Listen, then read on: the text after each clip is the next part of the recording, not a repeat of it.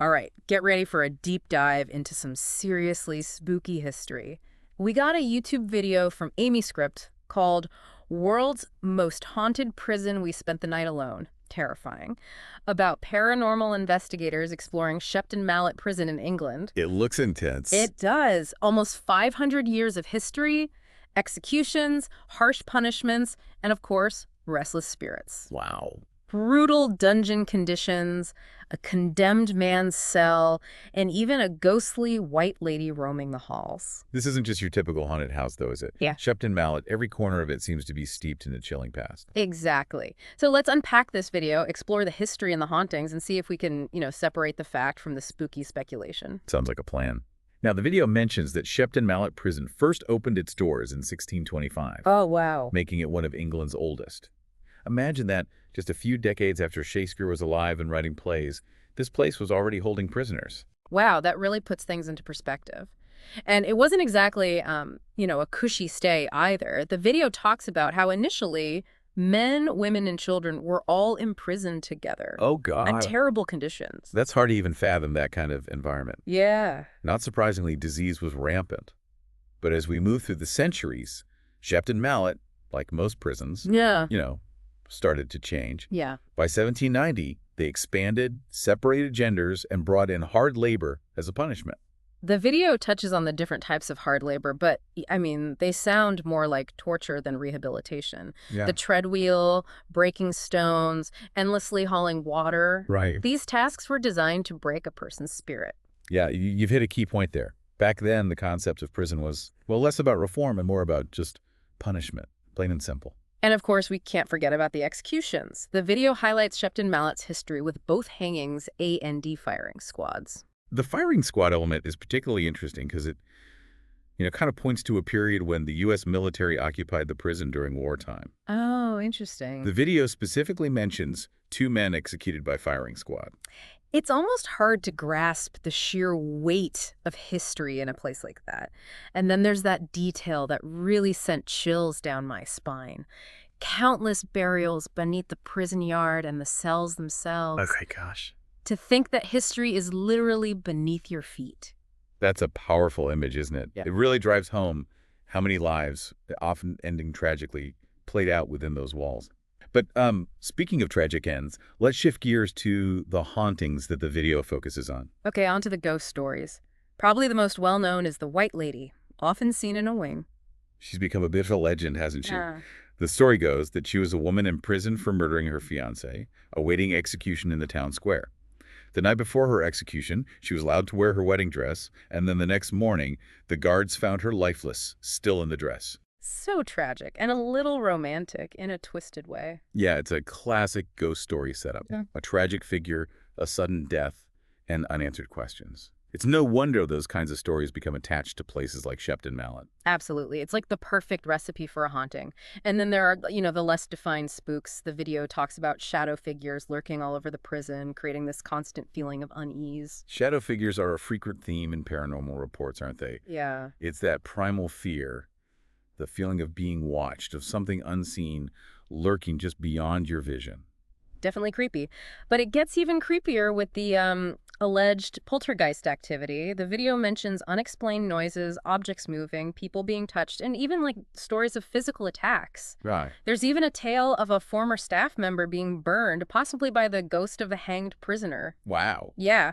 Whether those stories are true or embellished over time, they tap into that, that deep-seated human fascination. Right. With the possibility of spirits lingering, especially in a place where so much suffering took place. For sure.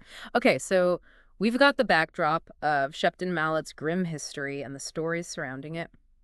Now let's dive into the investigators' own experiences. They start in A Wing and right away report hearing tapping sounds even though there's no wind. Oh, wow. They also mention that feeling of being watched, followed even. I'd be out of there. It's interesting how these investigators are drawn to these sensations, the things that would send most people running. Maybe it's like a morbid curiosity. Perhaps, yeah. But it definitely plays into our primal fears, the unknown, the unseen. It's the stuff of nightmares, right? Totally. And it seems the investigators are eager to confront those nightmares head on. They even hear what sounds like a woman's voice and follow it to the upper floor of A-Wing, Right. the same area where the White Lady is frequently sighted. You can't make this stuff up. I know, it's like they're walking right into a horror movie. They even whip out their EMF readers trying to detect energy fluctuations. Ah, the trusty EMF reader. I wonder, have you ever stopped to think about what EMF actually is? Hmm. And whether it truly has any connection to the paranormal? To be honest, no. I haven't given it much thought. I just kind of assumed it was, like some kind of ghost detecting device. It's understandable. Those tools are often presented as being, definitive proof of paranormal activity. Yeah. But the reality is a bit more complicated. EMF stands for electromagnetic field, and it's all around us, emitted by everything from, well, our appliances to power lines. Right. The theory is that spirits might be able to manipulate these fields, creating spikes that an EMF reader can pick up. So it's not that the device itself is detecting ghosts, but rather that it's detecting changes in the electromagnetic field that might be caused by something paranormal. Exactly. And it's important to remember that there are many perfectly natural explanations for EMF fluctuations, like wiring issues, nearby electrical equipment, even changes in the Earth's magnetic field. All of these can cause readings on an EMF reader. That's a good point. It's a reminder that we should always be cautious about, jumping to conclusions when it comes to paranormal evidence. Absolutely. Critical thinking is key, especially when we're dealing with something as inherently elusive and mysterious as ghosts. Well said. After A-Wing, the investigators venture into D-Block, a section used for drug and alcohol rehabilitation. They describe it as feeling more enclosed, different from the open spaces of A-Wing. D-Block represents a more modern era of prison, focused on rehabilitation rather than just punishment. Right. It reminds us that prison is a complex system that has evolved significantly over time. Right. It adds another dimension to this deep dive, moving beyond just the historical spookiness. But even in this more modern section, the investigators still report feeling followed and hearing strange sounds. They even find a random shovel lying around, which, adds to the mystery. A shovel. Now that's a curious detail. It makes you wonder about its purpose, especially considering all those burials beneath the prison. Right. What was it doing there? Was it used for something sinister, or is it just an innocent tool that's been misinterpreted in the context of this investigation? It's like a little breadcrumb trail leading us deeper into the mystery of Shepton Mallet. Ooh, I like that. It makes me want to grab my magnifying glass and start investigating. But before we get too carried away, the investigators are moving on to the area most closely associated with death. The execution space and the condemned man's cell. Now that's where things get really interesting. For sure. The condemned man's cell. It just sounds heavy, doesn't it? Like you can feel the weight of history and despair clinging to the walls. Absolutely. This section forces us to confront the brutality of past punishment practices. Yeah. It's a stark reminder of how far we've come in our understanding of justice and rehabilitation. Right. It's hard to believe that just a few generations ago, people were routinely hanged or shot for crimes that wouldn't even warrant a prison sentence today. It's a testament to the ever-evolving nature of societal norms and the ongoing struggle for a more humane and just world. But as fascinating as these historical and sociological insights are, let's not forget about the paranormal aspect of this deep dive. Right. What are our intrepid investigators up to in this section of the prison? Well, they describe the execution space as having a chilling atmosphere, which isn't surprising, considering how many people met their end there. They recount the story of Private Lee Davis, executed by firing squad in 1943, and the staff member who was allegedly burned by his ghost. They even try to recreate the experience by putting their hand near the door, hoping for a similar encounter. Now, that's dedication to the cause. I'll give them that. But personally, I think I'd stick to observing from a safe distance. Me too. I admire their courage, but I'm not sure I'd be brave enough to tempt fate like that, especially not in a place with a history as dark as Shepton Mallet. Good point. Some doors are best left unopened, both literally and figuratively. Agreed. But while we're on the topic of opening doors to the other side, the investigators also use a ghost box in this area. That device that supposedly lets spirits communicate through radio frequencies. Yes, the ghost box. Mm-hmm. It's a fascinating piece of equipment, both in terms of its alleged capabilities and the debates surrounding its validity. The investigators interpret some of the phrases it generates, including died feeling and we command it, as being connected to the executions. But like you said earlier, it's all about interpretation, right? Right. One person's ghostly message could be another person's random radio static. Precisely. The human brain is wired to find patterns, even when none exist, Mhm. especially when we're in a heightened emotional state. In a place like the execution space of a haunted prison, it's easy to impose meaning onto random sounds and words. So it's not that the ghost box is necessarily fake, but rather that its results are open to multiple interpretations. Right. It's like a paranormal Rorschach test. I like that analogy. It perfectly captures the subjective nature of these investigations. Well, while we're pondering the mysteries of the ghost box, the investigators are moving on to C Wing, which housed women and children. It's a stark contrast to the male-dominated sections they've explored so far. This shift in focus is important. Mm. It reminds us that the prison experience wasn't, monolithic. Women and children face their own unique set of challenges and hardships within the system. Absolutely. The video even mentions that the notorious Cray twins, those infamous London gangsters, were allegedly held in C Wing at one point. Right. And some people believe that their ghosts might haunt the prison, even though they didn't die there. That's interesting, isn't it? The idea that a person's notoriety, their energy, could somehow imprint itself on a place, Yeah, even if their physical body never met its end there. it's like the prison walls themselves become a canvas for the stories, the legends, the fears that surround these figures. Exactly. And it makes you wonder, how much of what we experience in these allegedly haunted locations is influenced by our own preconceived notions, the stories we've heard, the images we've seen? It's a question worth pondering. But while we're on the topic of intriguing images, there's a famous ghost photograph associated with C Wing that the video mentions. It was taken in cell 6 and supposedly shows a disembodied hand with a ring that didn't belong to anyone on the tour.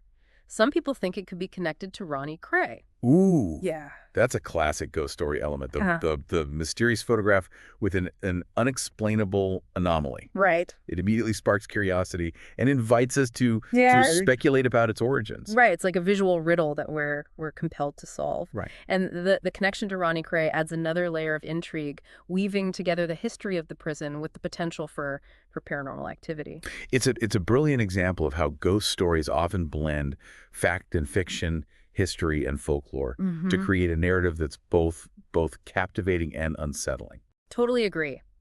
After C Wing, the investigators move on to the governor's house and the underground cells, some of which date back to the 1600s. Talk about a contrast in spaces. It's like stepping back in time, moving from the relative modernity of C Wing to the grim dungeons of the 17th century. Right. It's a physical manifestation of the evolution of prison practices, from the brutal confinement of the past to the more reform-focused approaches of the present. Precisely. And the investigators' experiences in these areas reflect that contrast. And the governor's house, they capture the word choked on a ghost hunting device, Yeah. potentially referencing the hangings that took place within the prison walls. It's like a ghostly echo of the past, reaching out through the static and whispers of the device. And then, in the underground cells, they describe playing hide-and-seek with the alleged child ghosts that haunt those spaces. Hide and seek with ghosts. That's a game I would definitely pass on. It's like a scene straight out of a childhood nightmare. It's definitely creepy. But it also highlights the way our imaginations can run wild in these environments, especially when we're, surrounded by stories of the paranormal. Totally. And it's not just the hide and seek that's unsettling. They also discover an even smaller, previously unknown cell accessed through a crawl space, and their descriptions of that space are incredibly claustrophobic. The discovery of that hidden cell is fascinating, isn't it? It speaks to the possibility that there are still secrets to be uncovered within the prison's walls. Right. Layers of history that have yet to be fully explored. And maybe some secrets are best left buried. Perhaps. But for our intrepid investigators, the allure of the unknown is too strong to resist. Right. They're on a mission to uncover the truth, whatever it may be. Yeah. And we're along for the ride. But before we delve any further into their adventures, I think it's time for a quick break. We'll be back in a moment to continue our exploration of Shepton Mallet Prison and its haunted history. All right, we're back, ready to continue our journey through Shepton Mallet Prison. Last we left our paranormal investigators, they were about to explore the hard labor yard and that the old infirmary. Two places that really emphasize the brutality of prison life, especially in earlier centuries. Definitely. The hard labor yard with its treadwheel and, backbreaking tasks, it represents that relentless physical toil that was designed to, like, punish and break the spirit. And the infirmary, well, based on the video, it seems like more of a place to die than to recover. That's an interesting observation, yeah. The infirmary in many historical accounts was less about healing and more about containment. It's where the sick and the dying were sent, often with, well, little hope of recovery. It becomes a symbol of neglect and despair. The video mentions some pretty grim stories about the infirmary, bodies being tossed down the stairs after death, a general sense of hopelessness. It's no wonder this area is considered one of the most haunted parts of the prison. It's like the very walls are imbued with the suffering and sorrow of those who perished there. Right. It creates a palpable sense of unease, even for those who are skeptical of the paranormal. Speaking of skepticism, the investigators use a ghost hunting app called GhostTube in the infirmary. It's supposed to produce images based on environmental readings, interpreted by artificial intelligence. It's fascinating how technology is changing the landscape of paranormal investigations. Right. These apps and devices add a visual element that can be quite compelling.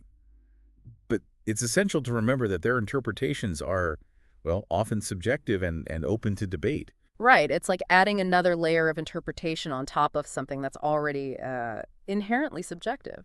And speaking of interpretation, some of the images the GhostTube app generates are, well, pretty disturbing. There's a bird in a cage, a figure with outstretched arms, and even a demonic entity with horns and flames. It's like a visual representation of all those dark stories and legends associated with the infirmary. Those images are definitely evocative, tapping into our primal fears and the symbolism associated with death and the unknown. But it's important to remember that these are just interpretations, filtered through the lens of technology and human perception. It's up to each individual to decide what meaning, if any, they ascribe to these images. Right. It's all part of the mystery, that Yeah. dance between what we see, what we believe, and what might actually be lurking just beyond our understanding. Precisely, and that's what makes these investigations so compelling. It's the unknown, the possibility of glimpsing something beyond our everyday reality that keeps us engaged and coming back for more. Well, our fearless investigators aren't done yet. They move from the infirmary to the wall where executions by firing squad took place, a grim reminder of the finality of those punishments. The firing squad executions add another layer of complexity to the history of Shepton Mallet. Yeah. They weren't just hanging people within those walls. They were literally shooting them against this wall. It's hard to imagine the violence and the finality of those moments. And the video mentions that those executions would have been a major disturbance to the prison's neighbors. Right. Imagine living next door to a prison and hearing the echo of gunshots as people were being executed. Oh, my God. It speaks to the impact that a place like this had on the surrounding community, the way its presence rippled outward, affecting the lives of those who lived and worked nearby. Definitely, it's easy to get caught up in the internal world of the prison, the hauntings and the investigations. But it's crucial to remember that it was also part of a larger social fabric, a community that would have been, deeply affected by what transpired within those walls. Absolutely. It's a reminder that history isn't just about dates and events. It's about people, their lives, and the interconnectedness of their experiences. Well said.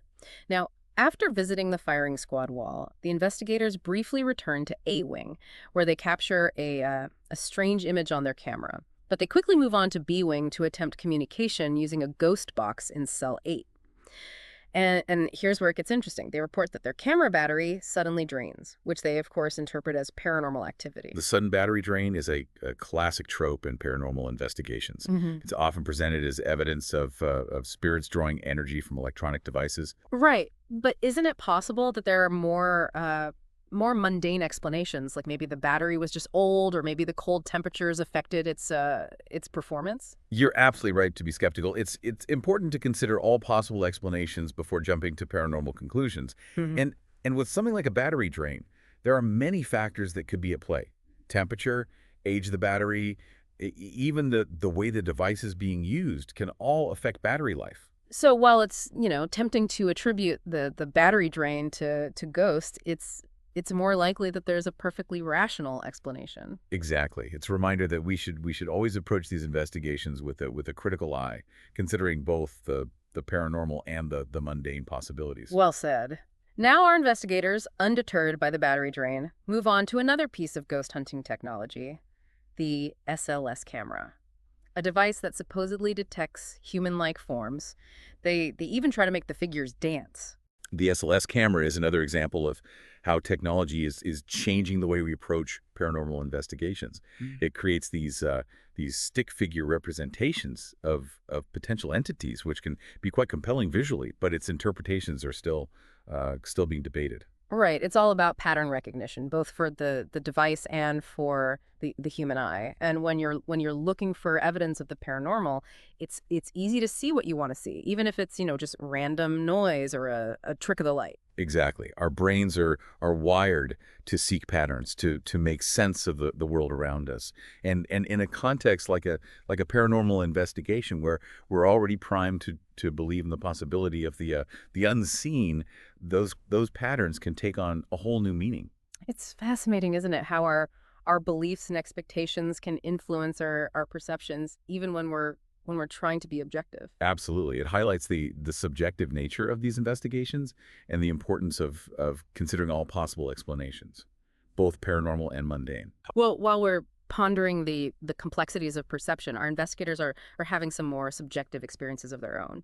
One of them mentions the phrase "don't waste my time" popping into their head, which they interpret as a message from a spirit. That's interesting. It raises questions about the nature of intuition and the possibility that some paranormal experiences might be more internal than external.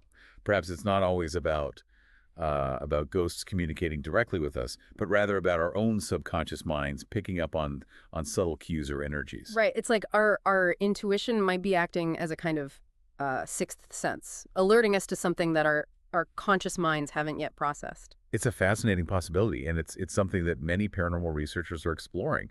The idea that we might have, latent psychic abilities, or that our brains might be more sensitive to subtle energies than we realize. It's a compelling one.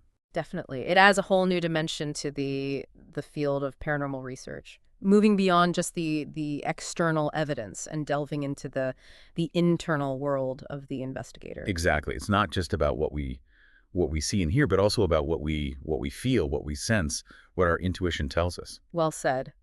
Now, after that internal detour, the investigators return to the external world, specifically the cell where the ghost hand was previously photographed.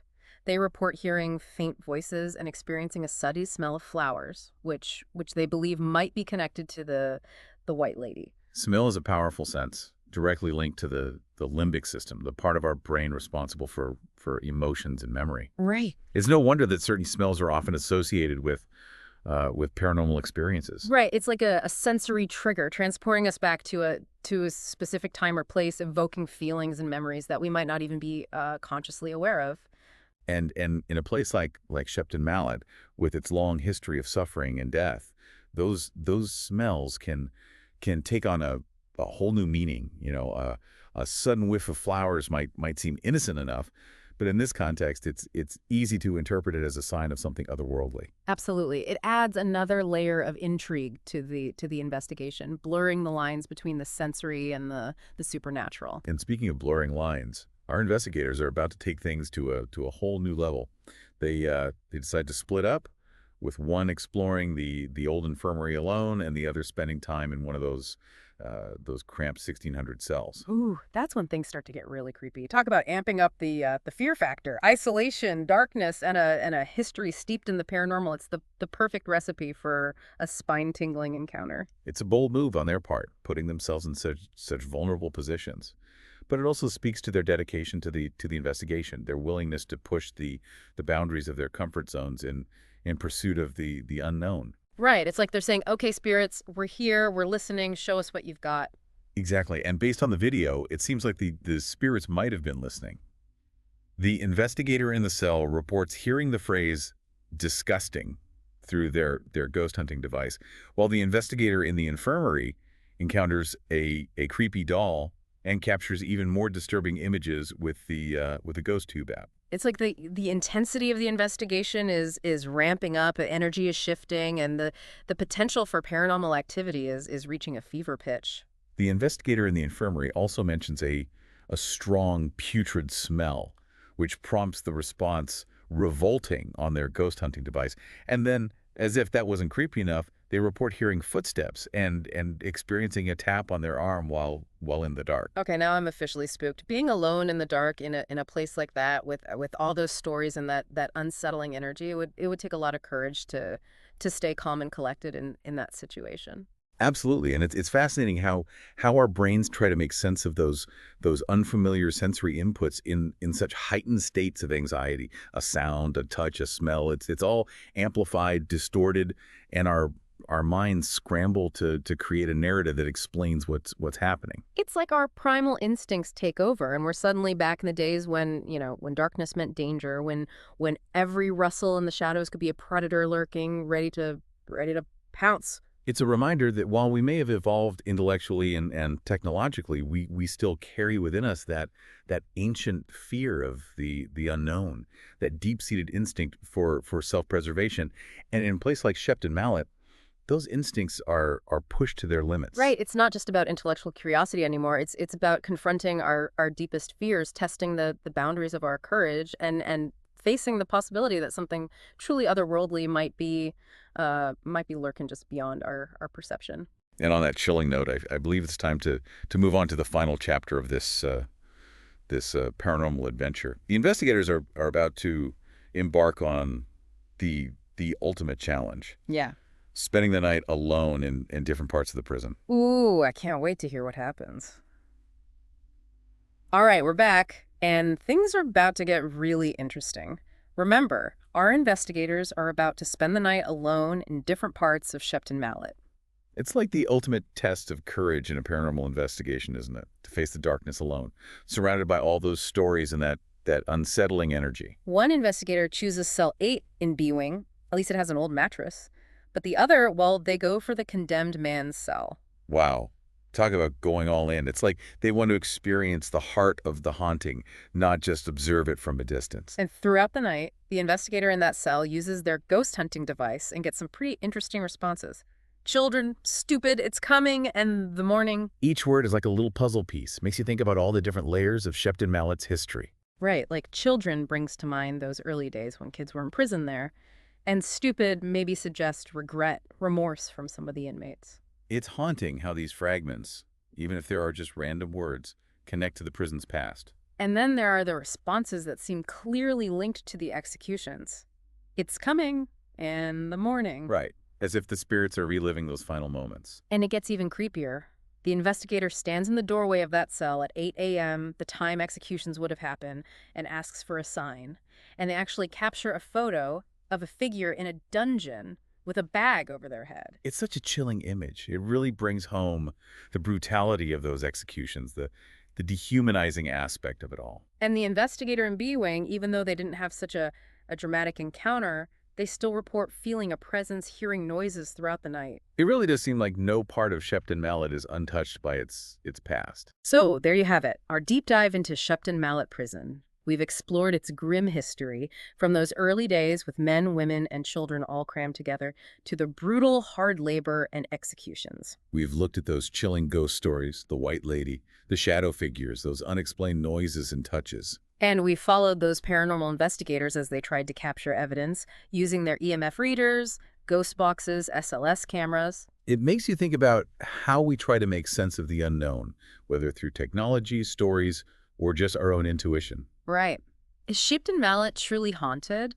Are those spirits trapped by the darkness of their past deeds rather than just the physical walls? Or are there more earthly explanations for what people experience there? What are your thoughts? We'd love to hear them.